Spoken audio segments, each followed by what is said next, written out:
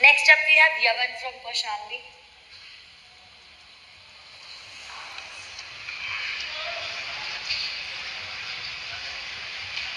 आओ मिलकर नए भारत का आगाज करते हैं, सुनहरे और विकसित भारत की जगीर लिखते हैं। आओ युवा शक्ति बजट की बात करें, एक नए गौरवशाली इतिहास की शुरुआत करें। भगवान बुद्ध की तपोस्थली रही कौशाम्बी की पावन धरा से प्रतिनिधित्व करते हुए मैं यवन इस सदन को सादर नमस्कार करता हूँ। महोदय, यह बजट एकमात्र वित्तीय लेखा जोखा नहीं बल्कि 140 करोड़ देशवासियों के परिश्रम, पराक्रम और पुरुषार्थ का प्रखर प्रकाश पुंज है। सबका साथ, सबका विकास का मंत्र आज अंत्योदय की उस पावन धरा में प्रवाहित हो रहा है, जहां अंतिम पंक्ति का व्यक्ति भी सम्मान, अवसर और समृद्धि का सहभागी बन रहा है। तो महोदय, वहीं पीएम गति शक्ति के प्रगति पथ पर गतिमान होकर यह राष्ट्र युवा शक्ति के अदम्य उत्साह और अटल विश्वास से सशक्त होकर आत्मनिर्भर भारत की ओर अग्रसर है। तो वहीं स्टार्टअप, स्किल और डिजिटल इंडिया की त्रिवेणी इस अमृत काल की अमूल्य संपदा बनकर विकसित भारत को गति प्रदान कर रही है। महोदय, शिक्षित मस्तिष्क की नींव पर ही विकसित भारत रूपी महल को खड़ा किया जा सकता है। जहां महोदय, शिक्षा राष्ट्र की रीढ़ और विकास की नींव है, जो कौशल, समृद्धि, नवाचार और समानता का मार्ग प्रशस्त कर नागरिकों को आत्मनिर्भर बनाती है।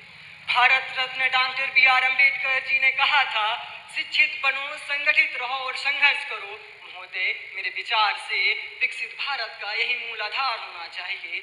जब युवा शक्ति शिक्षित होगा तभी वह विकसित भारत रूपी रेलगाड़ी का निर्माण कर सकेगा, जो स्वयं उसकी इंजन होगा, जिसके नीतिगत डिब्बों में बैठा प्रत्येक संगठित नागरिक भारतीय होगा।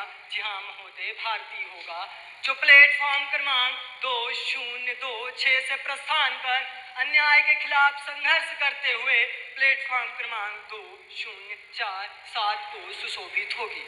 मेरे युवा साथियों, सच्ची एकता रूपी युद्ध रणभूमि से पहले मनोभूमि में जीता जाता है।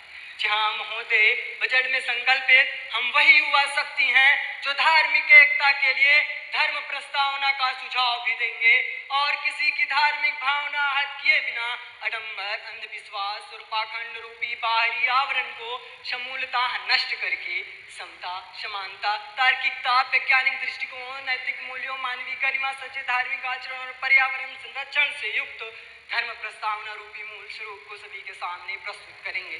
महोदय, हम वही युवा शक्ति हैं।